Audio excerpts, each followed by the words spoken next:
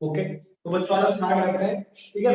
हाँ, तो हमने कल पढ़ा था क्या, वो अभी देखते हैं कि सर हमने कल पढ़ा था, वो ये पढ़ा था कि सर जो कोई भी मास होता है वो एनर्जी में कन्वर्ट हो सकता है।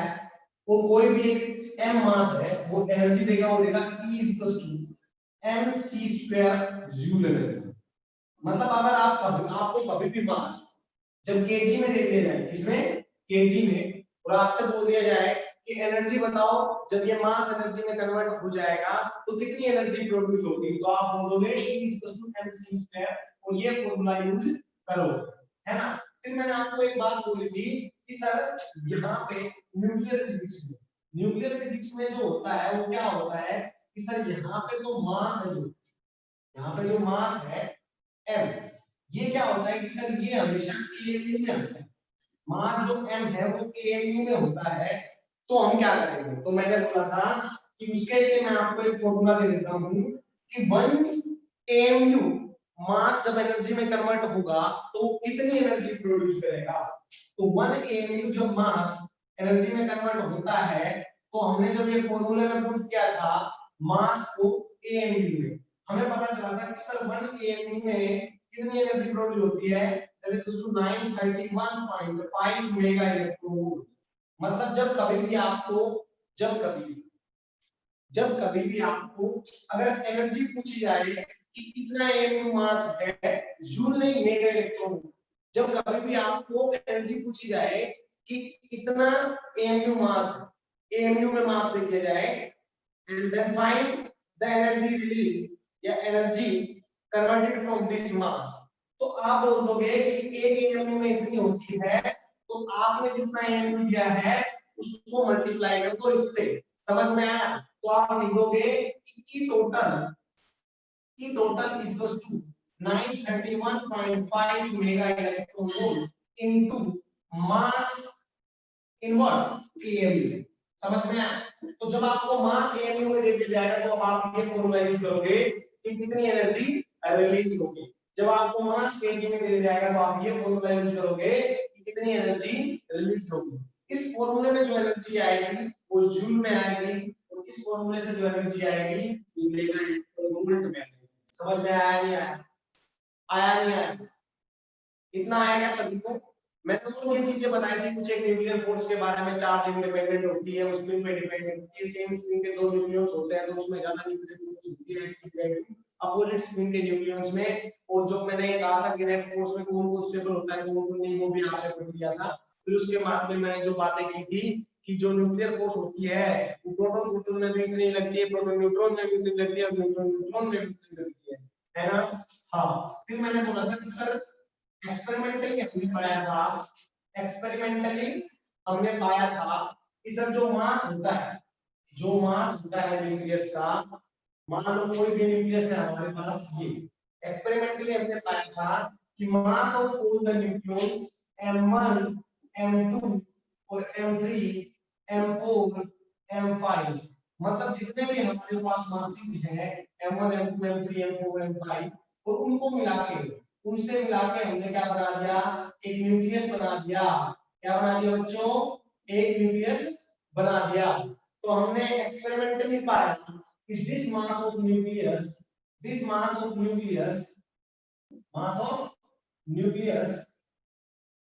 and this is theoretically mass. It was experimentally found that this theoretical mass is greater than the mass of nucleus, or we can say practical mass. तो लिख सकते हो आप लोग, it was experimentally found that sum of masses of all the nucleons, या मैं कह सकूं sum of the masses of individual nucleons, sum of the masses of all the individual nucleons is always greater than mass of its nucleus. समझ में आया नहीं आया।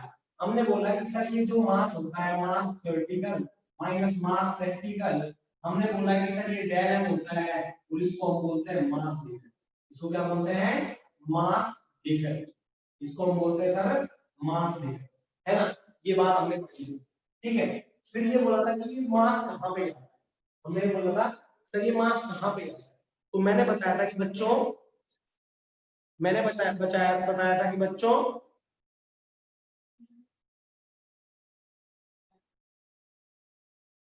तो मैंने बताया था कि बच्चों जो ये मास होता है it appears in the form of binding energy and that is used to bind this mass used to bind nucleons inside the nucleus समझ में आया ना।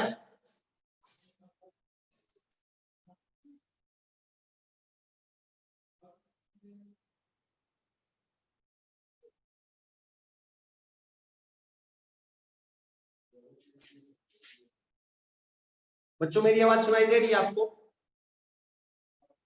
बच्चों मेरे को सुन पा रहे हैं क्या? तो चलो फिर कोई क्या दिक्कत? ओके चलो तो आगे चलते हैं, ठीक है ना? हाँ तो आगे चलते हैं, आ जाओ सभी, आगे सभी चलते हैं, आ जाओ। तो सर हमने हमने पता किया this mass defect is converted into energy mass converted into energy and which is used to bind the nucleons inside the nucleus, so it is called binding energy। और उसको क्या बोलते हैं? This is called as binding energy। The energy which bounds the nucleons inside the nucleus is called binding energy। तो मैं लिखूंगा the energy which bounds the nucleons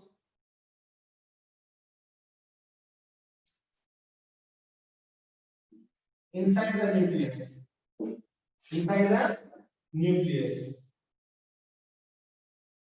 is called as binding energy। समझ में आया नहीं आया? हाँ मैं बोल सकता हूँ कि न्यूक्लियस सभी को, या हम बोल सकते हैं, ये भी बोल सकते हैं it is the amount of work to bring all the nucleus from infinity to form a nucleus.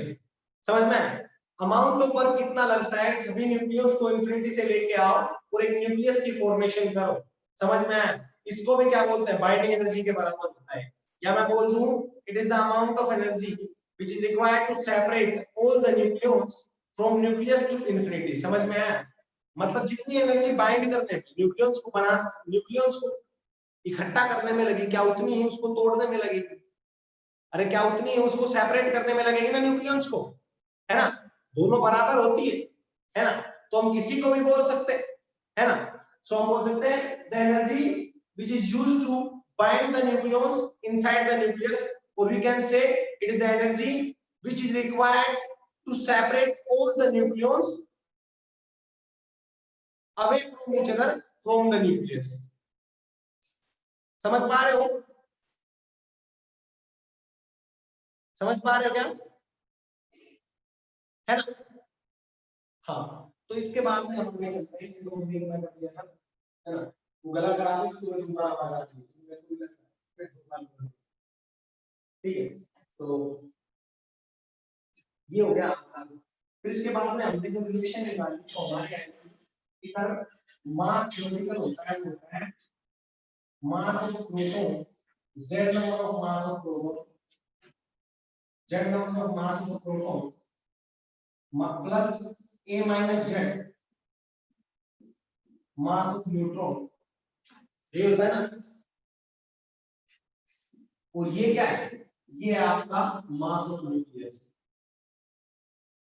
ये आपको मिलता है डेल, इसको डेल एल समझ में आएगा बच्चों, है ना? तो हमें अगर कोई मास डिफेक्ट दे, हमें अगर कोई मास डिफेक्ट दे, हमें अगर कोई मास डिफेक्ट दे दे तो क्या बाइंडिंग एनर्जी निकाल सकते हैं? कैसे? सर मास तो दे दिया, अगर ये मास डिफेक्ट अगर एएमयू में आता है तो मैं बोल दूंगा binding energy is equal to del m into 931.5 eleven, है ना? हाँ ठीक है ना? और सर अगर अगर ये मास केजी में आता है तो मैं लिख दूंगा E binding energy equals to del M into C square. समझ पा रहे हो? एक एक चीज बता रहा हूं मैं आपको बिल्कुल एलोबरेट करके कि आपको चीजें निकालनी कैसे। मतलब फिर से कह रहा हूं, इस पूरी न्यूक्लियर फिजिक्स में मेरा सिर्फ इतना ही रोल है कि मैं आपको कैलकुलेशन के तरीके बताऊं कि एग्जैक्टली कौन सी चीज कहां पे पुट करनी है। आगे कैलकुलेशन आपको करनी है, ठीक है। कॉन्सेप्ट इसमें बहुत ही कम है, बिल्कुल केमिस्ट्री की तरह है। जो चीजें बताऊंगा मैं वो बिल्कुल ही आपको वैसे ही दिमाग में रखनी है ना। हाँ, तो अगर आपको डेल एम में है तो आपको ऐसे लिखना है टोटल बाइंडिंग एनर्जी, ठीक है ना। ये क्या है? Total binding energy. और ये अगर मास आपका डेल एम केजी में आता है तो आपको लिखना है ऐसे टोटल बाइंडिंग एनर्जी। ये आएगी मेगा इलेक्ट्रॉन वोल्ट में और ये आएगी जूल में, ठीक है ना। समझ में आया क्या बच्चों? समझ में आया? हाँ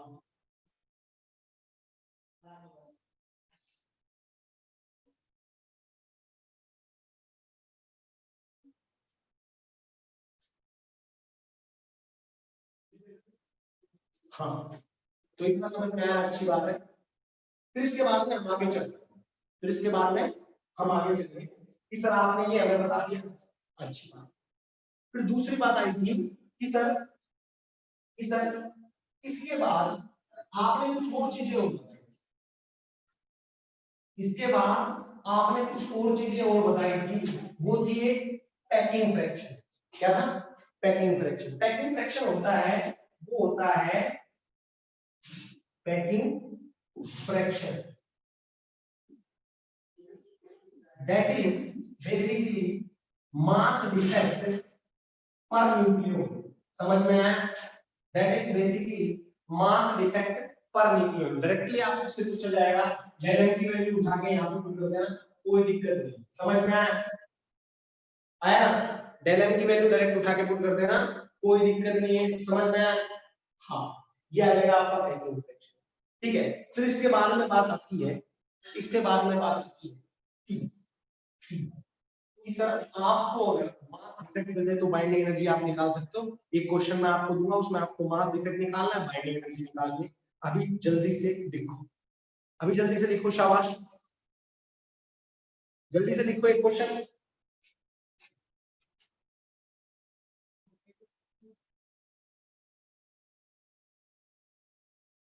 शाबाश, लिखो। Calculate the binding energy. Calculate the binding energy of carbon 612. Of carbon 612 nucleus.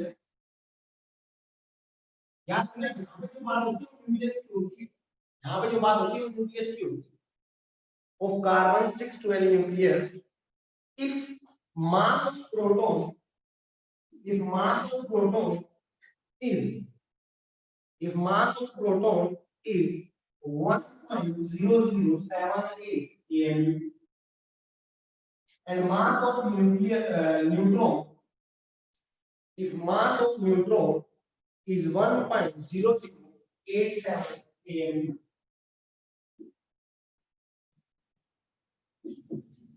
and it was found that mass of carbon nucleus is 12 AMU. Mass of carbon nucleus is 12 AMU. Is 12 AMU. Okay. Okay. Then find the total binding energy. Find the total binding energy. Then find the total binding energy of carbon 612। तो मैं क्या करूंगा, मैं ये करूंगा sir कि मैं जोड़ता हूं। मेरे पास फॉर्मूला है डेल एम का, डेल एम का ये मैं लिखूंगा z। यहां पे z की वैल्यू क्या है? 6 6 into mass of proton. Proton की वैल्यू कितनी है? Mass of proton 1.0087 87 ALU plus A minus Z 6 minus 12, so 12 minus 6. Mass of neutron कितना है? यहां पे देखो फॉर्मूले में mass of neutron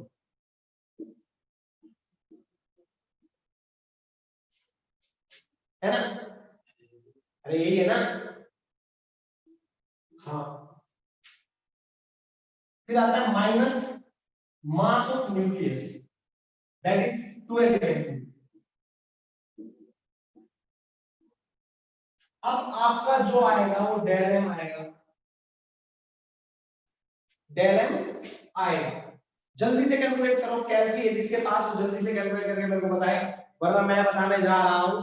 del M आएगा 0.0990, मतलब ये आपका आएगा 0.0990 ALU।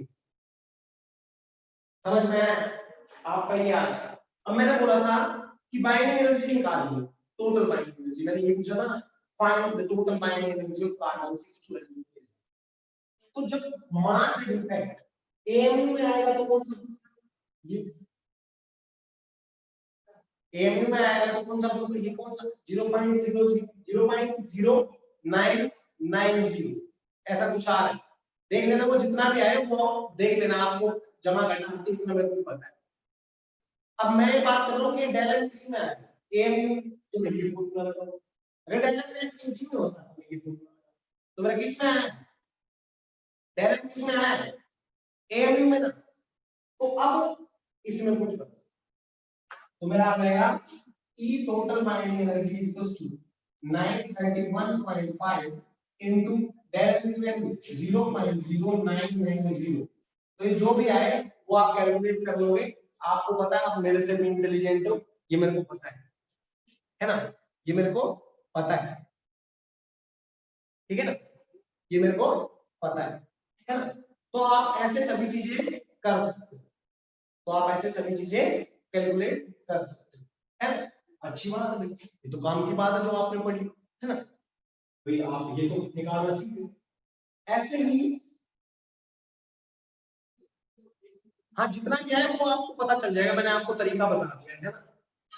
हाँ, तो अब भाई आगे चलते हैं, अब आगे चलते हैं, कैसा एक और क्वेश्चन उठा लेते हैं, ऐसा ही हमने एक और क्वेश्चन उठाया, वो और करते हैं, ठीक है। बेटा विशाल कोई नहीं है, जो था मैंने ऐड कर दिया, जो भी था मैंने उसको ऐड कर दिया है, अब कोई है नहीं तो उसको मैं ऐड कहां से करूं, है ना। वैष्णव भी था अभी थोड़ी देर पहले, तो मैंने उसको ऐड कर दिया। तो बच्चों ऐसे हम लोग क्या निकाल रहे हैं, टोटल बाइंडिंग एनर्जी। अब एक और क्वेश्चन देता हूं, एक और क्वेश्चन देता हूं, ज्यादा क्वेश्चन नहीं, सिर्फ एक और क्वेश्चन लेंगे हम इसी। चलो आ जाओ, लिखो लिखो, obtain the binding energy of, obtain the binding energy of, अच्छा क्वेश्चन ये आपने कर लिया ना तो मजा आ जाएगा। obtain the binding energy of, obtain the binding energy of iron 2656, obtain the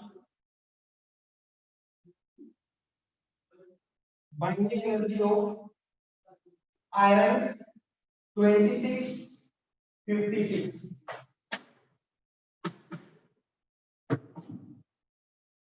iron 2656, समझ में आया। हाँ, इसकी बाइंडिंग एनर्जी निकालनी है ना। और क्वेश्चन क्या है, एंड बिस्मिथ 209, इन दोनों की बाइंडिंग एनर्जी आपको निकालनी है। इन्होंने क्या किया, mass of proton is 1.0078, mass of proton is 1.007825 ALU, ठीक है। हाँ, फिर दिया है mass of neutron is basically 1.008665, 1.008665, ठीक है। मतलब न्यूमरली 1.008665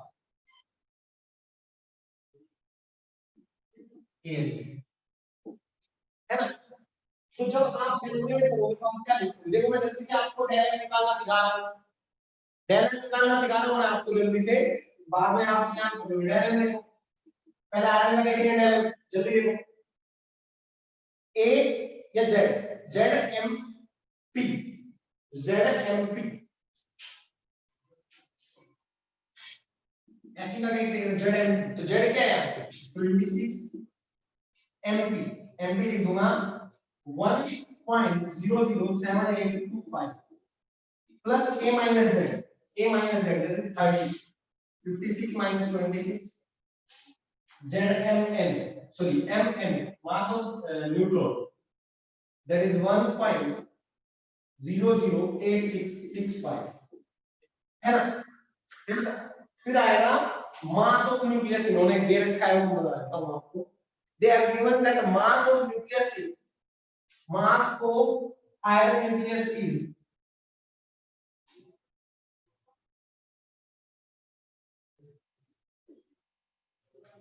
that is 55.934939, 55.934939, ठीक है। तो ये क्या लिखोगे लास्ट में, mass of nucleus that is 55.934939, ठीक है ना। तो आप बच्चों ये आपका यहाँ पे डायलेमा जाएगा जो भी है, ठीक है ना, आपका डायलेमा आ जाएगा। मैं आपको बता देता हूँ ये क्या है, ये आएगा आपका डायलेम, डायलेम इसका होएगा 0.528461, 0.528461 am, ठीक है ना, ये आपका डायलेम आ जाएगा, ठीक है ना। अब डायलेम आने के बाद आपको बाइंडिंग एनर्जी निकालनी है, तो आपको पता है जब एमयू में डायलेम आ रहा है तो आप बाइंडिंग एनर्जी कैसे निकालोगे, ई बाइंडिंग एनर्जी टोटल आएगी आपकी 0.528461 multiply by 931.5 mega electron volt, ऐसे निकाल लोगे, है ना। तो आपकी बाइंडिंग एनर्जी आ जाएगी, मैं आपको बता रहा हूं, याद रखनी है आपको ये चीजें, क्योंकि ये आगे मैं थोड़ा पूछूंगा आपसे, है ना, कई जगह यूज होगी। ये आएगी 490, ये आएगी आपकी हाँ 492.8,